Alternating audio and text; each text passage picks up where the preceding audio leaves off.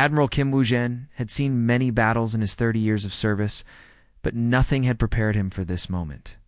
The command center of the orbital defense station buzzed with activity as officers moved between stations, their faces tense with concentration. The massive holographic display that dominated the center of the room showed a sight that made his stomach turn cold. Red dots were disappearing from the galactic map, one by one. Each dot represented an entire fleet, thousands of ships that had sworn to defend the Outer Rim territories. The Zephyrian Empire's golden vessels, the crystalline hegemonies, diamond-shaped cruisers. The sleek ships of the synthetic collective, all of them were pulling back toward their home systems, leaving gaping holes in the defense network. "Sir, incoming priority transmission," called Lieutenant Park Min-ho from his position at the communications array. The young officer's voice carried a note of urgency that made everyone on the bridge turn their attention to the central hologram. Projector, the air shimmered as the three-dimensional image formed. Fleet Commander Zixtyle of the Zephyrian Empire materialized before them, his insect-like features expressionless behind his ceremonial armor. The alien's four eyes focused on Woo-jin with what the Admiral had learned to recognize as barely concealed disdain. Admiral Kim Zixtyle began, his voice carrying the typical clicking undertones of his species. "I am transmitting new deployment orders for the coalition forces in your sector." Woo-jin felt his jaw tighten. He had a sinking feeling about where this conversation was heading. "Proceed, Commander. The Void Swarm has proven more dangerous than our initial assessments indicated. Their advance through the Kepler sector was ... complete. No survivors, no refugees, nothing but empty space where 17 star systems once existed." Zixtyle paused, his mandibles clicking softly. "Therefore, the Coalition High Command has decided to implement a strategic withdrawal to more defensible positions." "Withdrawal?" Captain Lee So-young stepped forward from her position at the tactical station, her dark eyes flashing with anger. "Commander, there are 40 billion civilians in the systems we're currently protecting. Oh. Men, women, children, from dozens of different species. You're talking about abandoning them?" The alien's response was as cold as the vacuum of space. "Captain Lee, I understand your emotional attachment to these populations, but military strategy must be based on logic, not sentiment. The Outer Rim territories cannot be held against the Swarm's current offensive capabilities." Woo-jin studied the tactical display, his mind racing through possibilities. "What about the defense stations? The quantum barrier generators? 3 years of construction work, trillions of credits worth of equipment. Regrettable losses, but acceptable under the circumstances," Zixtyle replied without hesitation. "Your sector, Admiral Kim, is simply too exposed. The Swarm will reach your position within 72 hours. I strongly recommend you evacuate. Your human personnel immediately..." The words hit the bridge crew like a physical blow. Commander Yoon Taho, Woo-jin's second-in-command, stepped closer to the hologram. "Are you saying Earth's forces are being abandoned here?" "Not abandoned," Zixtyle corrected with what might have been meant as diplomacy reallocated. "Psst. Contribution to the Coalition has always been ... limited. Your technology is primitive compared to our advanced systems. Ships are few in number, and your strategic value is minimal. It makes no sense to risk valuable Coalition assets to defend a position that humans alone cannot hold." The silence that followed was deafening. Round the bridge, human officers stared at the alien commander with expressions ranging from shock to barely controlled rage. Woo-jin felt something cold settle in his chest. Not fear, but a different emotion, entirely determination mixed with defiance. "I see," he said quietly. "And the civilian populations in our sector? We suggest you evacuate what you can with your available transport capacity. Priority should be given to Coalition species citizens, of course." The alien's tone suggested this was merely a practical matter, like discussing cargo manifests. Woo-jin looked around at his crew. These men and women had served alongside alien forces for years, believing they were equal partners in defending the galaxy. They were being told they were expendable, their lives and the lives of billions of others worth less than advanced alien technology. "Thank you for the clarification, Commander Zixtyle," Woo-jin said, his voice steady. "Earth Command will be informed of the Coalition's decision." The hologram flickered and disappeared, leaving the bridge in tense silence. Through the massive viewport, they could see the last of the alien fleets jumping to hyperspace, their warp signatures leaving brief flashes of light against the starfield. Lieutenant Park Minho broke the silence. "Sir, our fleet status shows 214 operational vessels, against swarm projections of ... He paused, checking his readings. Conservative estimates put enemy forces at over 50,000 capital ships. The odds were impossible. Even if every human ship fought perfectly, even if they managed to destroy 10 enemy vessels for every one they lost, it would not be enough. The mathematics of war were brutal and unforgiving. Commander Yoon Tae-ho stepped beside his admiral, waiting for orders that would likely be the last commands he ever received. Woo Jin straightened his shoulders and looked out at the stars. Somewhere, behind them, billions of people were going about their daily lives, unaware that they had been written off as acceptable losses in someone else's strategic calculation. "Send a message to Earth Command," he said clearly. "Tell them the Coalition has withdrawn from the Outer Rim. Tell them we have been left to hold the line alone." He paused, then added with quiet conviction, "And tell them we are not abandoning anyone." Captain Han Ji-woo had been awake for 36 hours straight, surviving on nothing but coffee and determination. The bridge of the destroyer Souls. Pride hummed with nervous energy as his crew prepared for what might be their final battle. Through the main viewport, space appeared deceptively calm, filled with the distant glow of stars that had witnessed countless civilizations rise and fall. The first sign of trouble came as a ripple in space itself. Reality seemed to bend and twist as massive shapes began to emerge from hyperspace. Ji-woo gripped the armrest of his command chair as the enemy revealed themselves in all their terrifying glory. "Contact bearing 27 Mark IV, Ensign Choi," Hajin called out from her sensor station, her voice tight with barely controlled fear. "Sir, these ships... they're huge.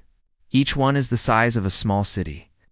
Gi-woo studied the tactical display as red contacts multiplied across the screen. The swarm vessels were unlike anything in the galactic databases.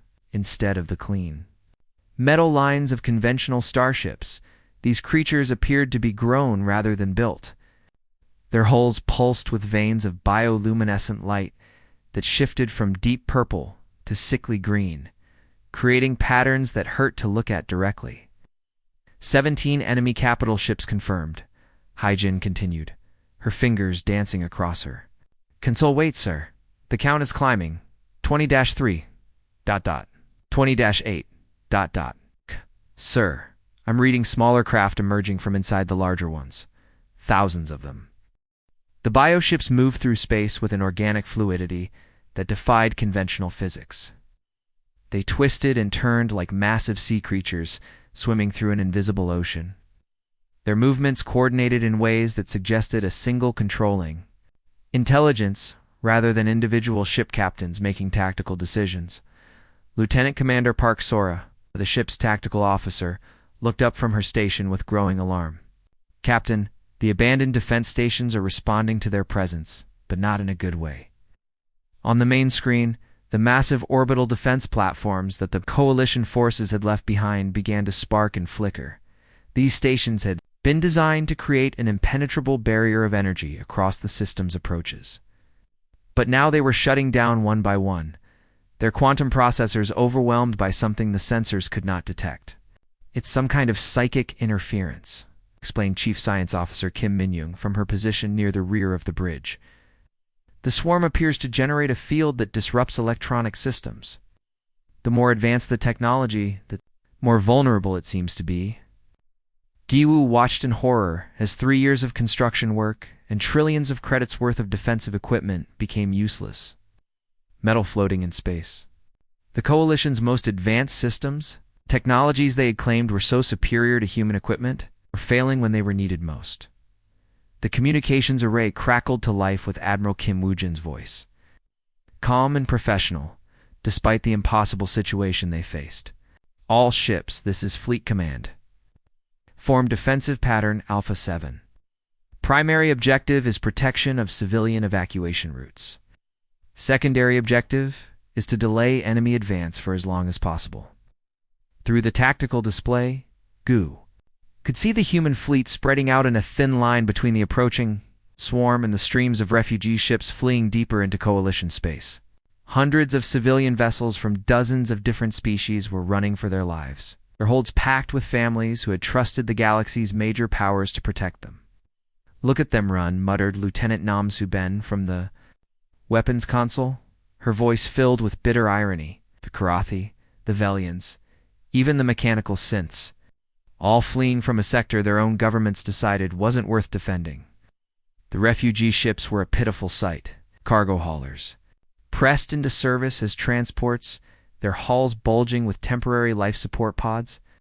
Luxury liners that had once carried wealthy tourists now packed with desperate families. Even military vessels from the retreating coalition forces had been converted to carry civilians. Their weapon systems removed to make room for more passengers. Ji Woo studied the tactical situation with the cold calculation that 20 years of military service had taught him. The numbers were simple and brutal. 200 human ships against what appeared to be an endless swarm of biovessels, each one capable of destroying multiple human ships before being stopped. "Time estimate until enemy contact?" he asked quietly. Su-bin checked her calculations twice before responding. At current approach speed, approximately 6 hours until they reached the main refugee convoy routes. "Sir, with respect, even if every shot we fire destroys an enemy ship, we don't have enough ammunition to stop them all." The captain nodded grimly. He had run the same calculations himself and reached the same conclusion. In 6 hours, the swarm would break through their defensive line and begin the systematic destruction of 40 billion lives. It was simple mathematics.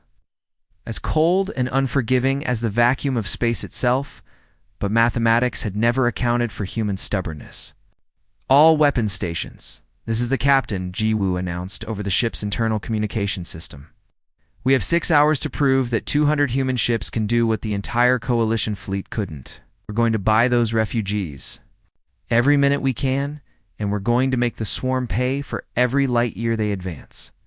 He looked around at his crew, seeing fear in their eyes, but also something else, the same determination that had driven humanity to the stars in the first place. "All weapons, fire at will.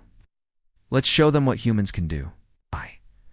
Dr. Lim Gayon wiped sweat from her forehead as she crawled through the maintenance tunnel of the abandoned crystalline research station. The air recycling system had been offline for 3 days, and the smell of burned circuits filled every corridor. Around her, the station's crystalline walls still glowed with faint energy, but the beautiful geometric patterns that had once pulsed with life now flickered weakly like dying stars she had never imagined she would be. Grateful for the coalition's retreat, but the fleeing aliens had left behind decades of research that would have taken humanity centuries to discover on their own.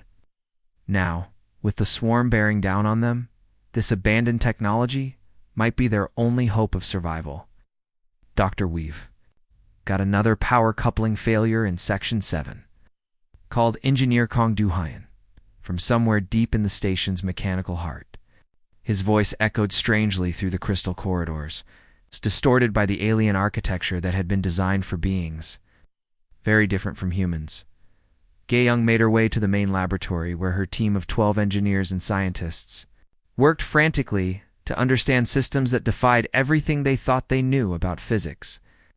The crystalline hegemony had spent 3,000 years perfecting these quantum resonance weapons, but their creators had fled without leaving behind any instruction manuals.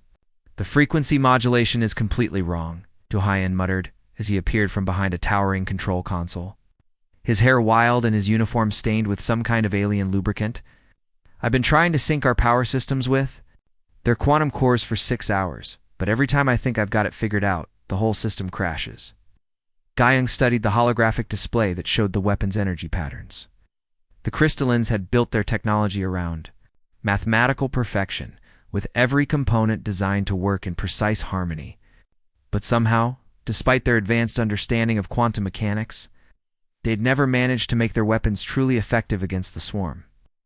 Maybe that's the problem, she said slowly, an idea beginning to form in her mind. They built this system for their own way of thinking?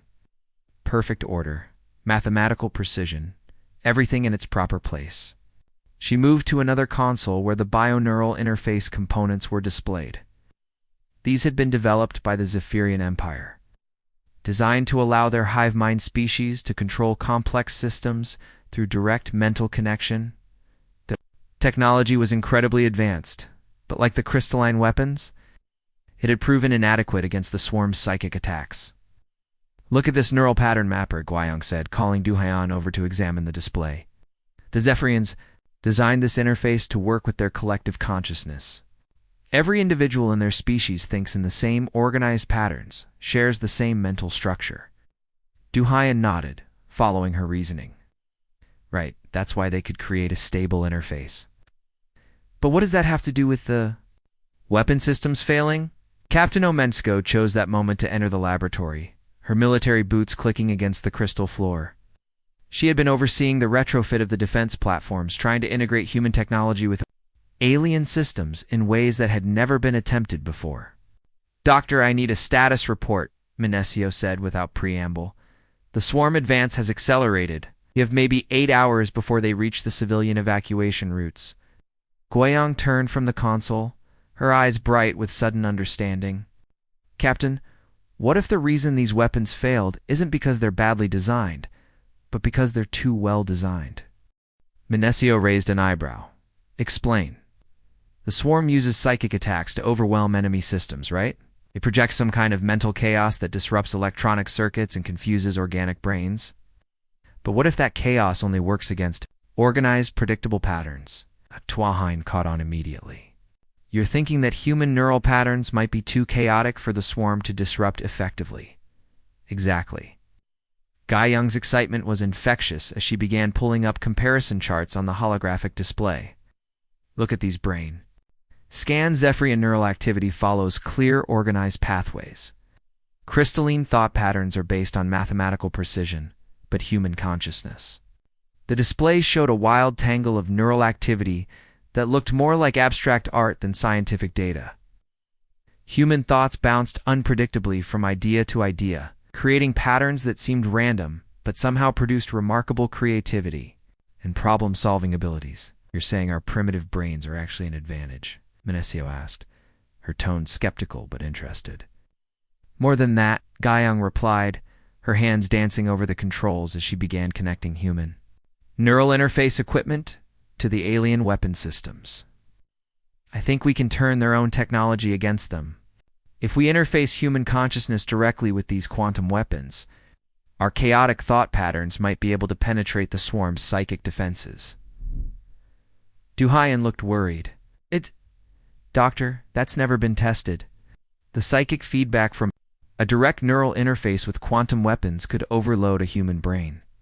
The operator could die, or worse, suffer permanent mental damage. The laboratory fell silent as the implications sank in. They were talking about asking someone to risk their sanity, possibly their life, on a theory that might not even work. Minesio studied the displays for a long moment, her expression unreadable. Dr. Lim, in your professional opinion, what are the chances this will work? Guiyang looked at the chaotic tangle of human and alien technology they had cobbled together. Systems that had never been designed to work together, controlled by neural patterns that their creators had considered primitive and disorganized. Honestly, I have no idea. But I know the chances of stopping the swarm with conventional weapons are 0.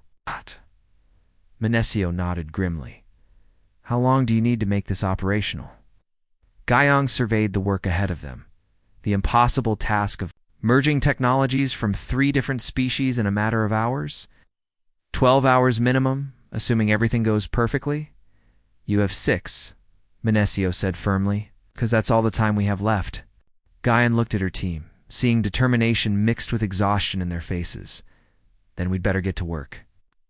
Lieutenant Kim Do-yoon had volunteered for the neural interface, knowing she might not survive the experience. Now, as she sat in the modified command chair surrounded by a maze of cables and alien technology, She wondered if dying might have been the easier choice. The neural crown on her head felt cold against her skin, its crystalline components humming with energy that made her teeth ache. Beginning neural synchronization, announced Dr. Lim Guyung from her position at the control console. Remember what we practiced. Don't fight the connection. Let your thoughts flow naturally. The moment the interface activated, Dayun's world exploded into chaos. Her consciousness suddenly expanded beyond the confines of her skull, rushing through fiber optic cables and quantum processors at the speed of light. She could feel the massive defense platforms orbiting the system, their weapon arrays responding to her thoughts like extensions of her own body. But there was something else in the network, something alien and hostile that pressed against her mind like a physical weight. The swarm's psychic presence felt like standing in a room full of screaming voices, all demanding her attention at once. Neural link established, she managed to report, though her own voice sounded strange and distant. I can feel them. Swarm's hive mind. They're trying to overwhelm my thoughts, but... it's not working. They're confused by the randomness of human consciousness. On the main tactical display, Admiral Kim Woo-jin watched as thousands of swarm bioships emerged from hyperspace in perfect formation. Their coordinated movements reminded him of a school of fish, each individual vessel responding instantly to the collective will of the hive mind. It was an impressive sight, and under normal circumstances, it would have been terrifying. All ships, this is Fleet Command, Woo-jin announced, over the fleet communication channel. Implement Battle Plan Taigok. Strike fast, strike hard, then. Withdraw to the asteroid belt. Do not engage in prolonged combat. Hit and run tactics only. The plan was named after the Korean symbol of balance, representing the eternal struggle between opposing forces. It was a strategy born from humanity's long history of warfare. Defined through countless conflicts were the underdog. It found ways to defeat superior enemies through cunning and determination. Captain Seo Jae-min received the order aboard his heavy cruiser Bison's Hammer with grim satisfaction. His ship had been retrofitted with the hybrid human-alien weapon systems, turning it into something that neither species had ever built before. The weapons felt different when they fired, their energy signatures chaotic and unpredictable compared to the precise beams favored by coalition forces. All batteries target the lead bioship, Jae-min ordered. Full spread, quantum torpedoes, and plasma cannons. See how they like a taste of human engineering. The Bison's Hammer dove toward the swarm formation like a hawk attacking a flock of pigeons. Its weapons blazed with hybrid energy, tearing through bioarmor that had previously been impervious to conventional attacks. The swarm vessels seemed stunned by the effectiveness of the human weapons, their coordinated formation wavering as individual ships tried to understand what was happening. Commander, Wanda, Wan. Ji watched her tactical display with growing excitement as the enemy formation began to break apart. Sir, direct hit on what appears to be a command vessel. It's much larger than the others, and the energy readings are off the charts. The Queen ship was a massive bioconstruct, icily 10 times the size of the largest human dreadnought. HULL pulsed with the same bioluminescent patterns as the smaller vessels, but the light was brighter, more complex, suggesting the incredible processing power contained within its organic structure. When the human weapons struck the Queen ship, the effect was immediate and dramatic.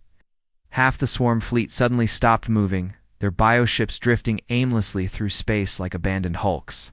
The perfect coordination that had made them so dangerous was gone, replaced by confusion and chaos.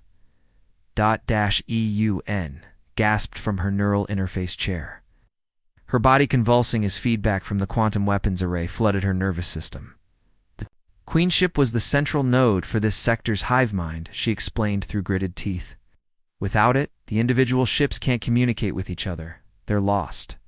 What had been an overwhelming enemy force moments before was now just a collection of scattered vessels, each one operating independently without the benefit of shared intelligence.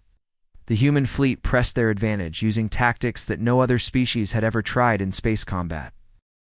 Lieutenant Park Min-ho watched from the communications station as human ships darted in and out of the asteroid field, using the rocky debris as cover while they picked off isolated swarm vessels. Sir, this is incredible. We're actually winning. The enemy is retreating. These creatures had carved a path of destruction through dozens of star systems, overwhelming the most advanced fleets that the Coalition could field. Now they were running from a force they outnumbered 50-1. Admiral Wu Jin allowed himself a small smile as he watched the tactical display. The red contacts representing enemy vessels were disappearing one by one, destroyed, others fleeing back toward the hyperspace jump points they had emerged from just hours earlier. "This is impossible," breathed Park Min-ho, his voice filled with wonder. "We're actually beating them." Wu Jin nodded, but his expression remained focused. "No, Lieutenant, we're not doing the impossible. We're doing what humans have always done best. We're adapting to a situation that others said couldn't be handled, and we're finding a way to win anyway." Through the neural interface, Dayun could feel the swarm's confusion and growing fear. For the first time in their existence, they had encountered minds they could not understand or control, weapons they could not predict, and tactics they had never faced before. The galaxy's abandoned defenders had become its unlikely saviors. Admiral Kim Woo-jin had grown accustomed to many changes over the past 6 months, but the sight through his flagship's main viewport still filled him with quiet pride. Where once there had been empty space, dotted with failing alien defense stations, now massive Terran Defense Initiative platforms stretched across the galactic rim like a chain of steel and energy. Each station was a marvel of hybrid engineering, combining human ingenuity with the best technology from a dozen different species. The Bridge of the Asterisk. Harmony Asterisk was itself a testament to how much had changed. The sleek vessel was 3 times larger than any ship Earth had ever built before, its hull gleaming with armor plating that incorporated crystalline quantum resonance technology and Zephyrian bioneural interfaces. But at its heart, it was unmistakably human in design, built for adaptability and endurance rather than mere elegance. "Admiral, incoming priority transmission," announced Captain Bei Hiren from her position at the communications console. The young captain had been promoted rapidly after distinguishing herself during the final battles against the swarm, and she carried herself with the confident bearing of someone who had proven herself. Under impossible circumstances, Wu Jin nodded for her to proceed, though he suspected he already knew what this transmission would contain. Over the past month, they had received similar messages from nearly every major power in the galaxy. The holographic display activated, revealing the familiar insectoid features of Fleet Commander Zixtel, the same alien who had called humanity's contribution to galactic defense minimal, now appeared considerably less arrogant than he had 6 months earlier. His ceremonial armor looked less pristine, and there was something in his compound eyes that Wu Jin recognized as desperation. Barely held in check, Admiral Kim Zixtel began, his clicking speech patterns more subdued than before. "I am authorized by the Zephyrian High Command to make a formal request for inclusion in the Terran Defense Initiative." The irony was so thick it was almost visible. Wu Jin kept his expression neutral, though he could see several of his bridge crew exchanging meaningful glances. "I see. And what terms is the Zephyrian Empire prepared to offer?" "Complete technology sharing between our species," Zixtel replied quickly. "Full access to our bioneural research databases, our fleet construction techniques, and our deep space scanning networks. We are also prepared to place our remaining military forces under direct human command for coordination purposes." The words hung in the air like a confession. The mighty Zephyrian Empire, with its 1,000-year history of galactic dominance, was offering to become a junior partner in humanity's defense network. 6 months ago, they had abandoned Earth's forces to face annihilation alone. Now they were begging for protection. Dr. Lim Gayong looked up from her research station near the rear of the bridge, where she'd been analyzing the latest reports from the outer defense perimeter. Her promotion to Director of Xenotechnology integration had come with responsibilities she had never imagined, but she had adapted to her new role with typical human resilience. "Admiral," she said, consulting her datapad, "the Zephyrian request brings our total to 17 species seeking membership in the initiative. The waiting list includes the Crystalline Hegemony, the Synthetic Collective, and even some of the smaller independent systems that were part of the original coalition." Commander Yoon Tae-ho, now serving as Wu Jin's chief of staff, couldn't suppress a sardonic smile. It's remarkable how quickly our primitive technology became revolutionary. Once we proved it could actually stop the swarm, suddenly everyone wants to learn from the species they used to look down on. The transformation had been gradual but undeniable. As word spread through the galaxy about humanity's impossible victory, the same alien governments that had written off Earth's contribution began to take notice. Their own advanced systems had failed against the swarm's psychic attacks. They could hear the constant chatter of the new integrated defense fleet. Human voices mixed with alien languages as mixed crews worked together on patrol vessels that incorporated the best elements of multiple technologies. The same species that had once considered humans too primitive to be reliable allies now competed for the chance to serve alongside Earth's forces. Lieutenant Hong Selgi approached the Admiral's command station with the daily status reports, her movements efficient and professional. The young officer had volunteered for neural interface duty during the swarm crisis and had emerged from the experience with an intuitive understanding of hybrid systems that made her invaluable to the new defense network. Sir, the Outer Rim. Perimeter reports complete security, she announced. No swarm incursions detected in the past 3 months. Long-range sensors show no enemy activity within 50 light-years of our defensive positions. Wu Jin nodded, accepting the report while his gaze drifted back to the viewport. Beyond the immediate space around his flagship, he could see the running lights of hundreds of vessels from dozens of different worlds, all move through space under the protection of the Terran Defense Initiative. The galaxy had changed, and humanity's role in it had been transformed completely. No longer were they the junior partners in someone else's coalition, tolerated but not truly respected. They had become the shield that protected 40 billion lives, the guardians of a frontier that others had abandoned as indefensible. Prepare. A response to the Zephyrian Empire, Wu Jin ordered. Tell them their application for membership will be reviewed according to standard procedures. And remind them that all member species operate under the same rules, no exceptions for former coalition powers. He turned to face his crew, seeing in their faces the quiet confidence that came from knowing they had achieved something unprecedented. Transmit the daily status report to Earth Command. Message as follows. The frontier remains secure. Humanity stands watch. The words carried weight that would have seemed impossible just 6 months earlier, when Earth's modest fleet had faced annihilation alone. Now they represented a promise that spanned the galaxy, a commitment that no world under human protection would ever be abandoned again.